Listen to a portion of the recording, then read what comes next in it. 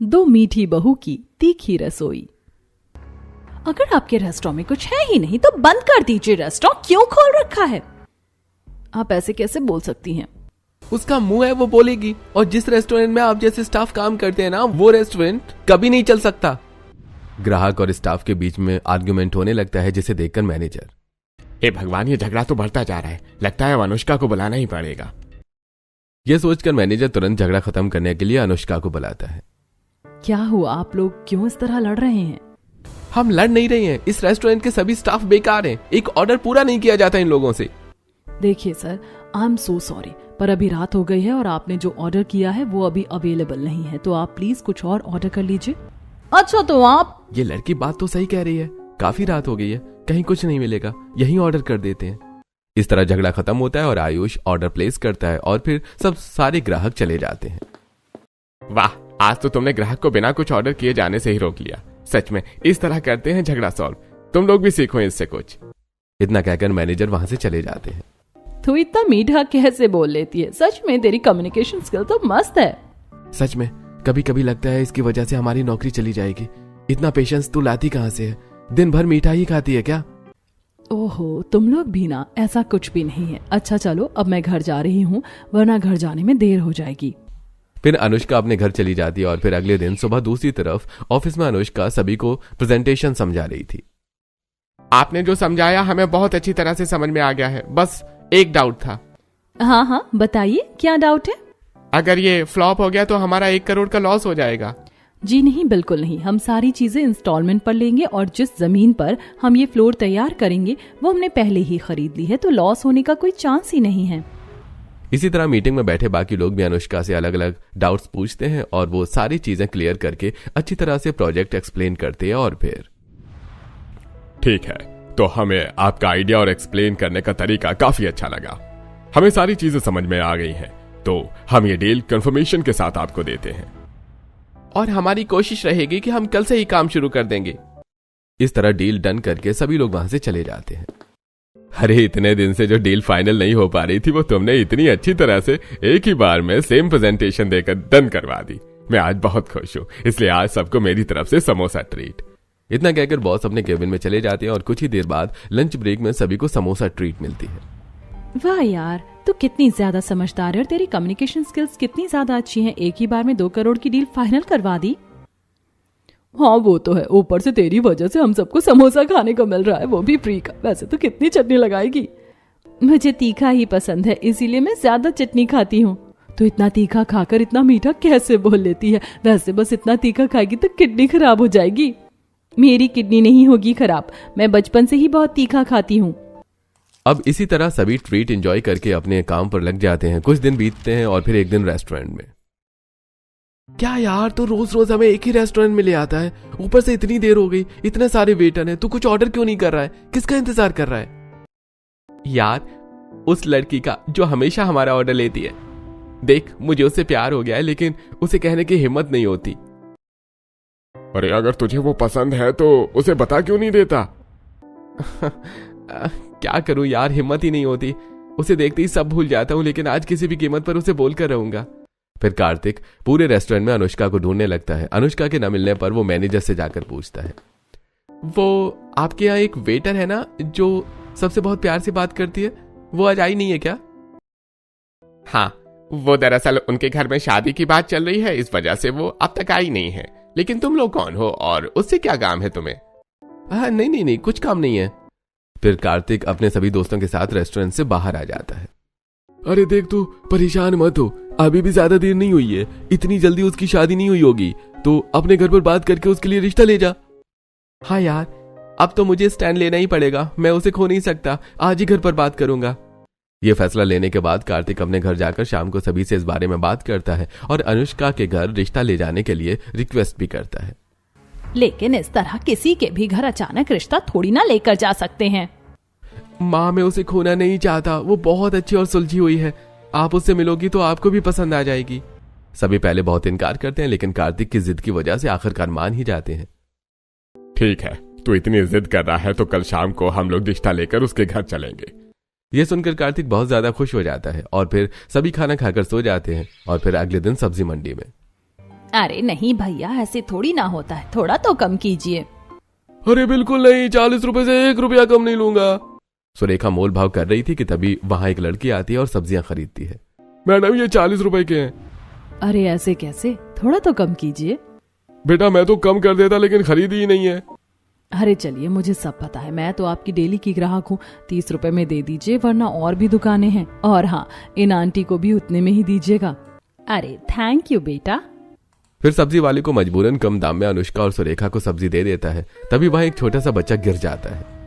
अरे वो बेचारा बच्चा कैसे गिर गया? उसे कितनी गहरी चोट लगी है, जाकर देखती हूँ। फिर अनुष्का तुरंत उस बच्चे के पास जाती है और उसकी मदद करती है। वाह, लड़की कितनी समझदार और नेक दिल की है, बातें भी कितनी प्यारी करती है। चलो घर चलती हूँ, शाम को अनुष्का के घर रिश्ता भी ले जाना है। फिर सुरेखा कुछ ही देर में घर आ जाती है और शाम होते ही रिश्ता लेकर अनुष्का के घर पहुंचती है। अरे आप लोग कौन हैं और इस तरह हमारे घर अचानक कैसे आना हुआ? हम लोग अपने बेटे कार्तिक का रिश्ता आपके बेटे अनुष्का के लिए लेकर आए हैं। बिना बताए आगे, इसलिए माफ कीजिएगा। अरे अरे नहीं, माफी की कोई जरूरत नहीं है। आइए आइए बैठिए, मैं अभी चाय मंगवाता हूँ। फिर राजेश सभी को बिठाता है और अनुष्का चाय बनाकर लाती है। यही है हमारी बेटी अनुष्का, आप लोग इसके हाथों की चाय पीजिए, बहुत अच्छी चाय बनाती है। अरे ये तो वही लड़की है जो मुझे मार्केट में मिली थी।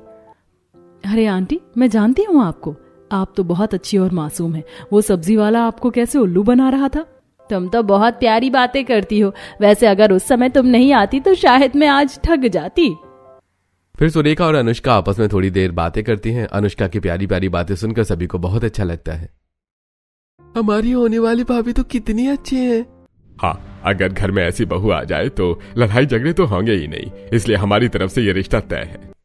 हाँ, हमें भी आप लोग बहुत अच्छे लगे, हमारी तरफ से भी ये रिश्ता तय है। और बेटी, तुम्हें कार्तिक कैसा लगा? कार्तिक तो जब से मेरे रेस्टोरेंट में आते हैं तब से मुझे पसंद है।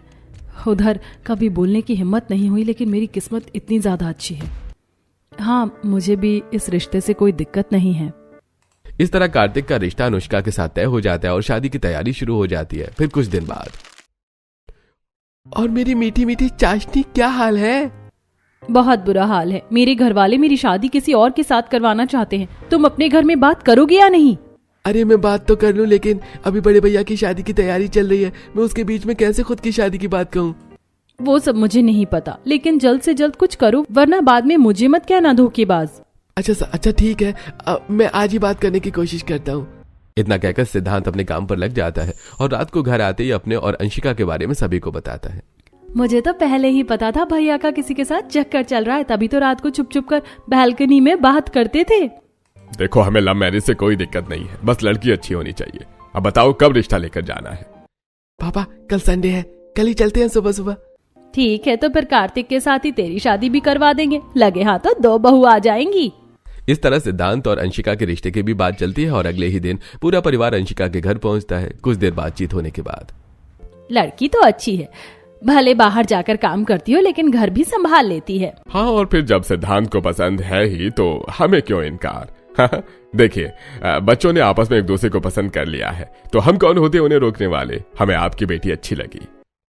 हाँ भाई, हमारी तरफ से भी ये रिश्ता तय है, आप बस शादी की तारीख निकलवाइए। और कार्तिक और सिद्धांत दोनों की शादी की तारीख निकलवा ली जाती है और दोनों परिवार में शादी की तैयारी शुरू हो जाती है। अरे पता है, मेरी बहू तो 1 नंबर की कलेशी है। जब देखो तब घर में अपनी तीखी जुबान से कलेश करती है।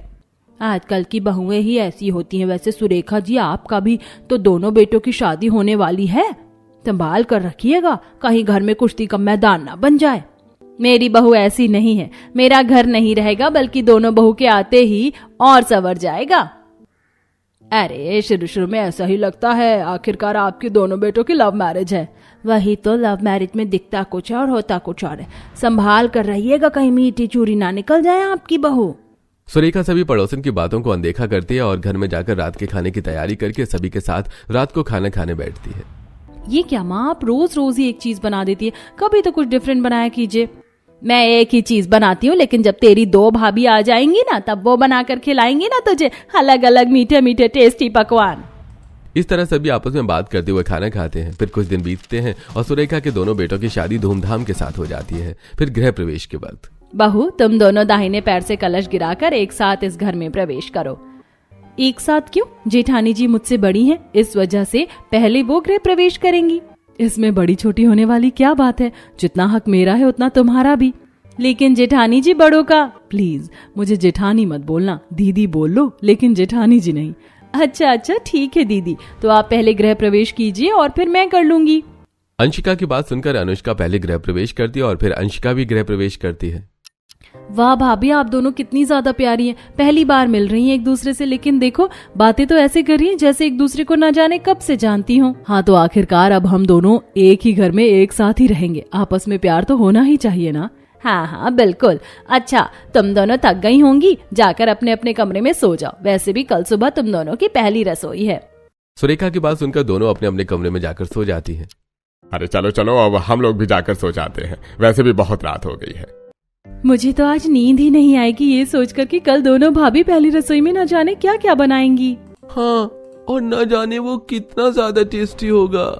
हाँ वो तो है, लेकिन सोना तो पड़ेगा। चलो सोने, कल सुबह उठना भी है तभी खाना मिलेगा। सुरेखा की बातें सुनकर सभी लोग अपने अपने कमरे में जाकर सो जाते हैं और फिर अगली सुबह होते ही दोनों बहुएं नहा धोकर तैयार होकर किचन में पहुंचती हैं। आज तो हम दोनों की पहली रसोई है, सभी के लिए एक से बढ़कर एक पकवान बनाएंगे। हाँ वो तो है, लेकिन मुझे तो ज्यादातर तीखा खाना बनाना ही आता है। हाँ मुझे भी बस तीखे खाने की वैरायटी बनानी आती है। वैसे इससे क्या फर्क पड़ता है, हमें तो खाना बनाने से मतलब है। चलिए मिलकर बनाते हैं। फिर दोनों बहुएं खाना बनाना शुरू कर देती हैं। अंशिका कचौड़ी तलती है तो अनुष्का चटनी पीसती है और धीरे धीरे खाने की खुशबू पूरे घर में फैल जाती है। वाह, भाभी के हाथों की खाने की खुशबू कितनी ज्यादा अच्छी आ रही है। न जाने खाना कितना ज्यादा टेस्टी होगा। खुशबू से कुछ नहीं होता, असलियत में खाना अच्छा होना चाहिए। लव मैरिज करके आई बहू है, क्या खाना अच्छा बनाएगी। एक बार मेरी बहू के हाथों का खाना खाएगा ना तो कभी भूल नहीं पाएगा। सभी डाइनिंग टेबल पर बैठकर खाने का इंतजार कर रहे थे और वहीं कुछ ही देर में दोनों बहू मिलकर अलग अलग पकवान डाइनिंग टेबल पर लेकर आती हैं। वाह बहू, कितनी अच्छी खुशबू आ रही है, अब तो मुझसे रहा नहीं जा रहा। अरे तो देर किस बात की है, खाना शुरू करते हैं ना। फिर सभी खाना खाना शुरू करते हैं, पहला निवाला खाते ही। तीखा तीखा, इतना तीखा खाना तो मैंने आज तक नहीं खाया। अरे तू पानी से निकली मछली की तरह तड़प क्या रहा है, खाना इतना भी तीखा थोड़े ना होगा। यह कहकर कार्तिक और सिद्धांत भी खाना टेस्ट करते हैं। हे भगवान, ये कितना तीखा है। अरे हमें तो लगा ही था, भला लव मैरिज वाली बहू कभी अच्छा खाना बना सकती है क्या। हाँ खाना तो चाहे कितना अच्छा बना ले, लेकिन खाने में नमक और मिर्च का स्वाद ही खाने का स्वाद बढ़ाता है। और आपकी दोनों बहू ने तो मिर्ची की सुनाह मिला दी है। अरे अरे जो कुछ भी हो, पहले मुझे कोई पानी तो दो, पानी पानी। कार्तिक तुरंत पानी लेकर पीता है और सभी मेहमान वहां से चले जाते हैं। आप लोगों को क्या हो गया, खाना क्या सच में इतना ज्यादा तीखा बन गया है। हाँ बहू, तुम दोनों ने खाना तो बहुत तीखा बनाया, लेकिन कोई बात नहीं, खाना टेस्टी है। हाँ बहू, खाना अच्छा है इसलिए जैसे तैसे से खा लेते हैं, लेकिन अगली बार से इतना तीखा खाना मत बनाना। इतना कहकर सभी लोग जैसे तैसे खाना खाते हैं और बहू को उनकी पहली रसोई का तोहफा देते हैं। और फिर दोपहर में मैं काम करती हूँ, पोछा लगा लेती हूँ और आप कपड़े उतार लाइए छत से। हाँ ठीक है। फिर अंशिका पोछा लगाने लगती है और अनुष्का छत से कपड़े उतार कर लाती है और इसी तरह दोनों मिलकर सारा काम करती हैं।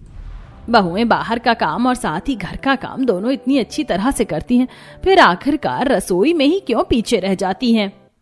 हाँ सुबह खाना तो अच्छा बना था, लेकिन बहुत तीखा। खैर छोड़ो, बहुओं से गलती हो गई होगी। इन्हीं सब के बीच में वक्त गुजरता है और रात होती है। रात को भी बहुएं जब खाना बनाकर सभी को खिलाती हैं।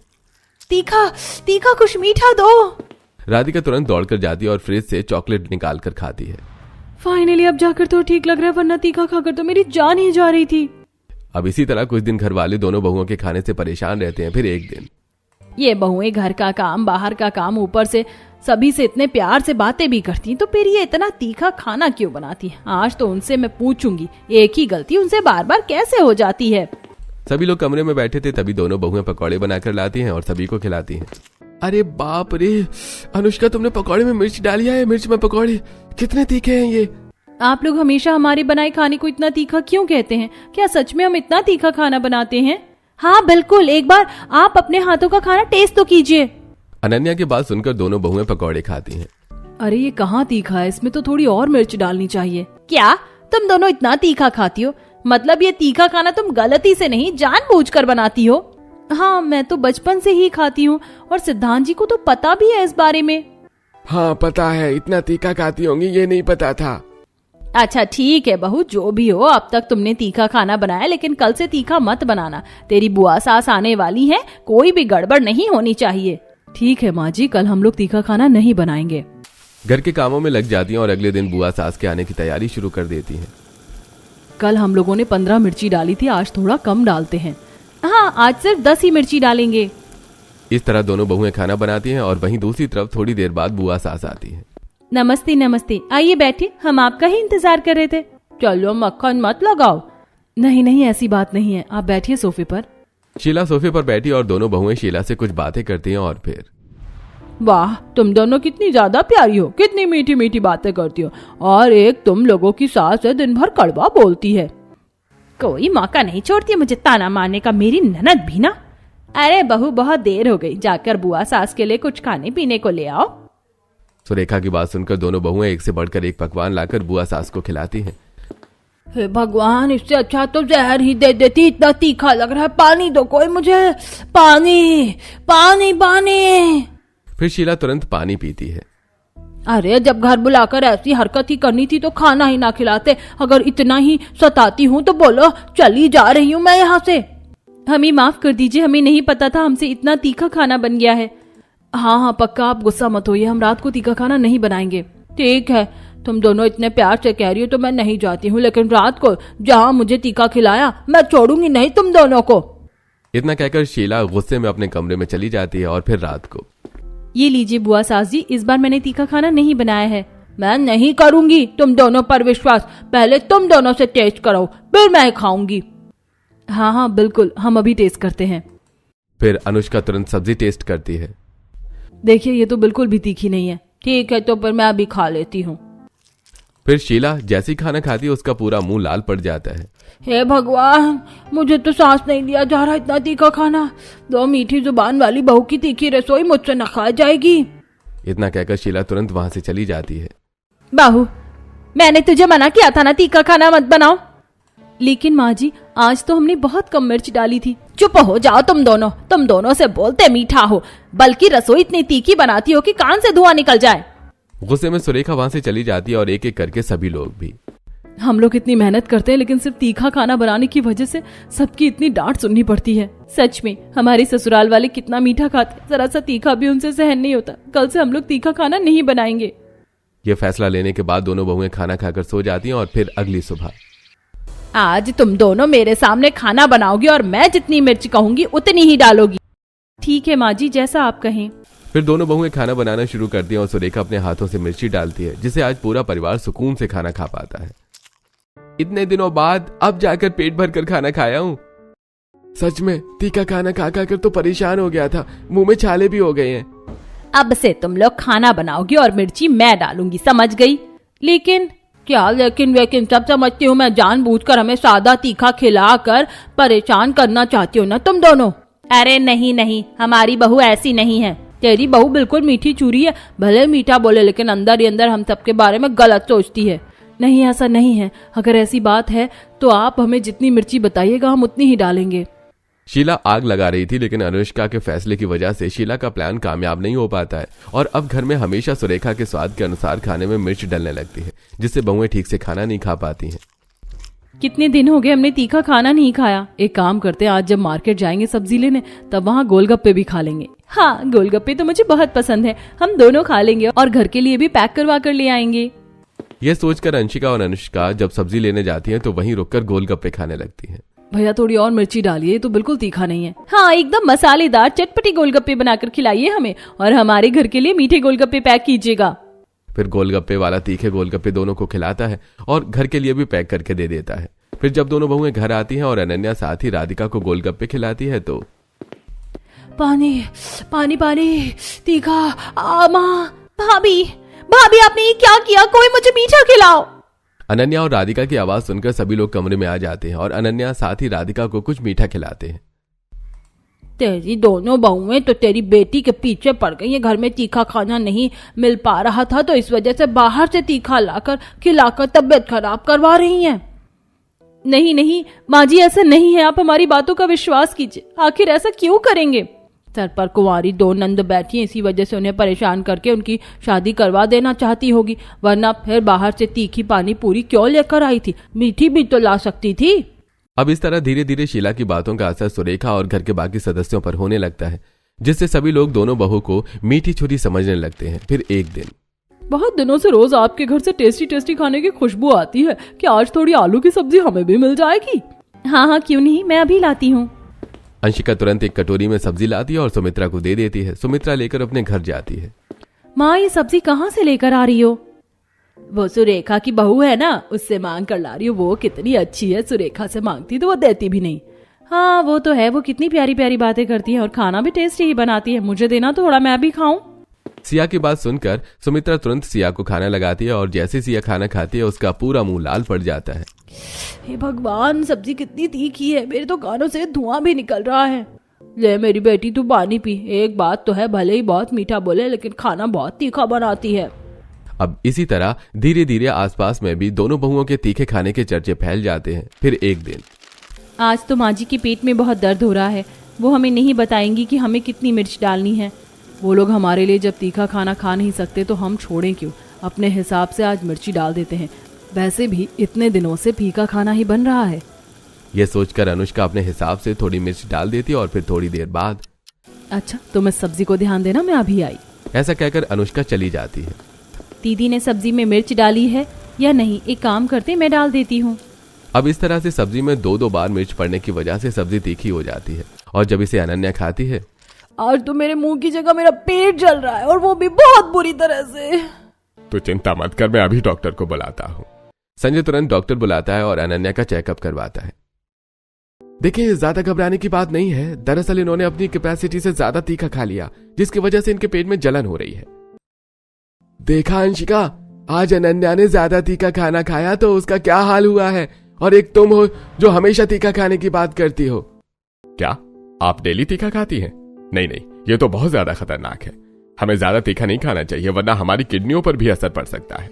ठीक है, तो अब से हम ज्यादा तीखा नहीं खाएंगे। वैसे सुबह से माँ जी का काफी पेट दर्द कर रहा है, डॉक्टर आप उनका भी चेकअप कर लीजिए। अंशिका की बात सुनकर डॉक्टर सुरेखा का भी चेकअप करते हैं। इन्होंने बहुत ज्यादा मीठा खा लिया है, इस वजह से इनका पेट दर्द हो रहा है। देखिए हमें ना ही ज्यादा मीठा खाना चाहिए और ना ही ज्यादा तीखा, संतुलन बनाकर चलना चाहिए, और तीखा तो बिल्कुल भी नहीं। इतना कहकर डॉक्टर चले जाते हैं।